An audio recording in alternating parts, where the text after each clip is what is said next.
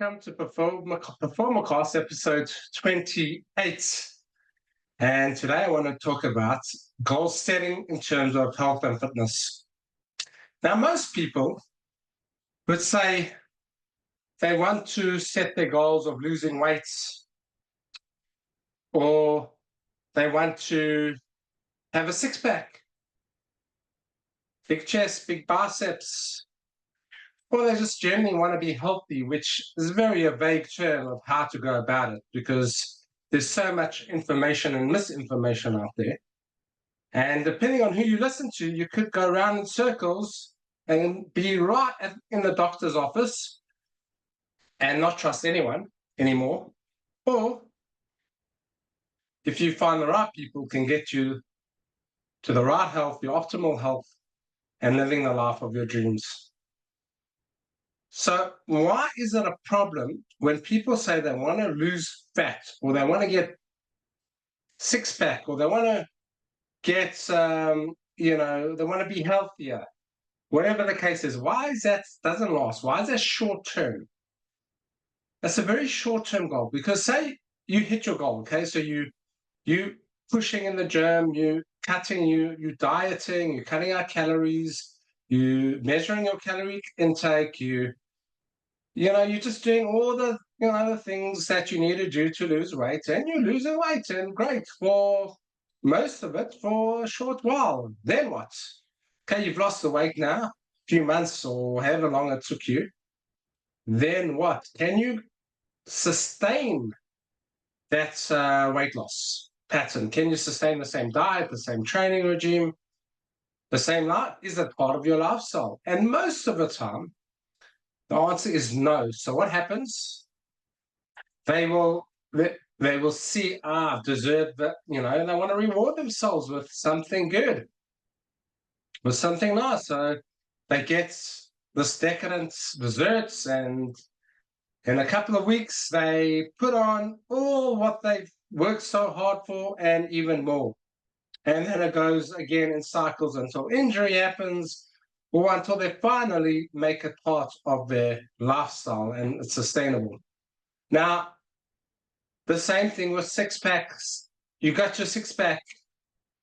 You're generally healthier. Then now what? You don't really have a plan of what's next, of how to sustain it. Yes, you got the looks now, and that's great. That's great. And then what? And then what? You see you see something that's really unhealthy that breaks your diet. You have it just a cheat day, as you call it, and then becomes another cheat day, and then that six-pack is gone or not visible anymore because you're putting on a lot of the fats, or you get injured from not doing the right things. And I'm not talking about everyone. I'm talking about the vast majority and as a general concept. So what should your goals be? What should you strive for? So what I tell my clients is not to strive for losing weight or getting a six-pack, to look good for the summer. That's very short-term. Those are very short-term, short-term goals, which is okay. If you know what you're doing and if you're very disciplined, and you can put a part of your lifestyle. But your goals should be more. What I tell my clients is to get stronger or be able to do 20 push-ups, say, in a row, or to stand on the ball in terms of my clients. That type of goal, the process, that should be the goal. So they're working hard and, and eating the right type of food, so they're not deprived of the sweet tooth of eating rubbish. And in my ebook, the nutrition guideline, you can get that. You can create any recipe you want with any dessert, but that's another podcast. So they're training hard, and in the process they've started to actually lose weight and look and feel good, and they got standing on the ball, for example, or they're able to knock out 20 push-ups or 50 push-ups in a row. They're feeling good, they're looking good. Then they have a next. You see, then they can do, then what's next? Okay, great. Do 10 squats standing on the board.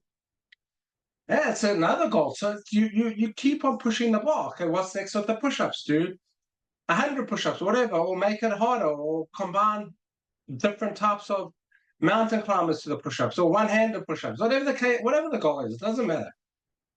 And that becomes part of your lifestyle because it's never ending. It's a never ending process. And that's how it should be.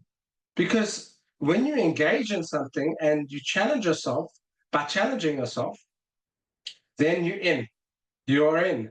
But if you're just going through the motions because your end goal is to lose weight, then you're not really in and you're listening to music or dividing your attention while you're training.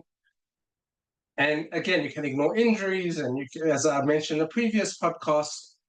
So those type of goals are a lot more sustainable than having to say, I want to lose weight, I want to get that six pack, or I want to be generally healthier. What's generally healthier? It's okay, so great. And then what? There's always got to be a next. What's the next goal? What's the next part of the process? Because once you fit your ideal weight, there's no real next. What are you going to do? Like, then you're going to bulk all of a sudden and become the Hulk? What are you going to do? You maintain it? How are you going to maintain it? Be the same regimen, boring, and then eventually your mind's like, what the hell am I doing this for? I'm not living life. I'm miserable. Like, screw this. And then, rather than the mentality is rather be fat and happy. But then again, it's not sustainable because when you're fat over a long period of time, disease comes in. You become stagnant. Then your mental goes down. And then you become unhappy. So happy for what? The moment? For a few days, hours, weeks, months. Not going to be years if you just lose it. So, and if you, same thing with, if you want to, as an example with pull-ups, if you can't do the pull-ups, make that as your goal. I want to be able to do a full strict pull-up, one pull-up. Then you do it, great. I want to be able to do 10 pull-ups in a row, 10 full strict pull-ups. It's the same concept. There's always a next. You can always progress, doing different types of pull-ups, going to levers, doing muscle-ups, doing one-handed pull-ups eventually. That takes years and years and years. And by that time, if you are into it, you'll be really so part of your lifestyle, you won't even think about losing weight. It'll be natural. You'll be healthy. You'll be able to easily gain or at least maintain what you got. Like whatever I do is a byproduct from a muscle point of view, aesthetics point of view. Say it's a byproduct to what I'm actually doing. It's not the end goal in itself. I want to be able to pistol squats on the ball. That's my goal. But to do that, I have to work really hard. I have to build that strength, and in the process, I'm building up all that muscle, and that's a lot more sustainable. And the fact that I'm doing it for 20 years on the ball, because the injury part takes away the pain, it reduces the chance of injury, and it's so much healthier for so many different reasons, which I've explained in a previous podcast. So please like, share, and subscribe to my YouTube channel, and you'll be getting a lot more valuable tips like these about health and wellness. All the best.